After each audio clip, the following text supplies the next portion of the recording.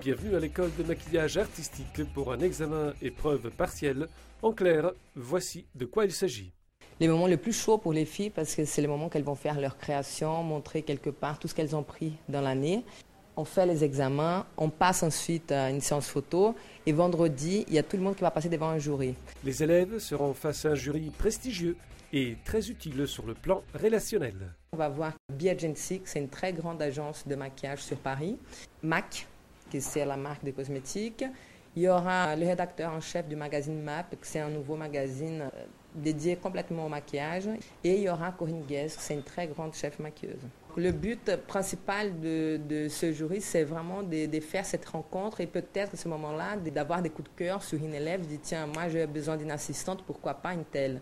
Et pour deviner le thème imposé lors de cette session d'examen, il suffit de regarder les projets visuels des élèves, la sensualité de la femme à travers la peinture. Chacune, dans son univers, prend une peinture, un peintre, et essaie de trouver un clin d'œil qu'il va transporter dans la femme sensuelle. Parmi les élèves, Emanuela et son mannequin Emmanuel, pour un sujet inspiré de Tamara de l'Empika.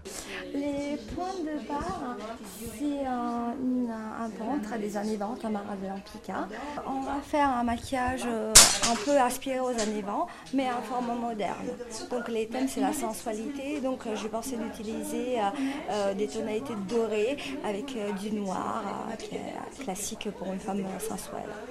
Emmanuela manie les pinceaux de fard, des couleurs, une vraie passion.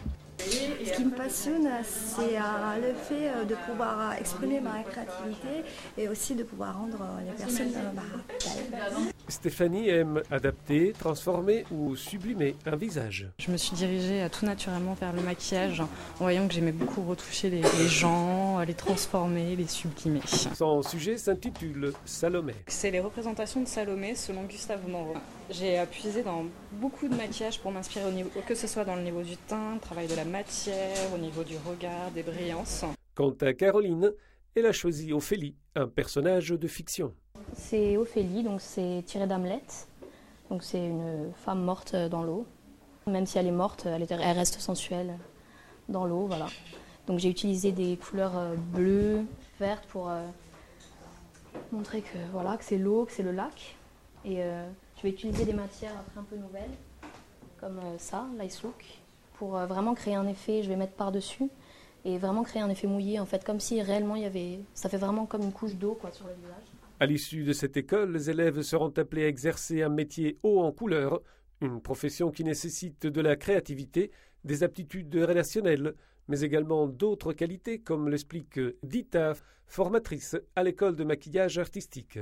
De la patience, il faut avoir également bon goût, je pense, de la persévérance, un brin de créativité aussi, pour qu'est-ce qui va se dégager un petit peu, et surtout la volonté, la persévérance, la motivation, c'est ce qui compte le plus.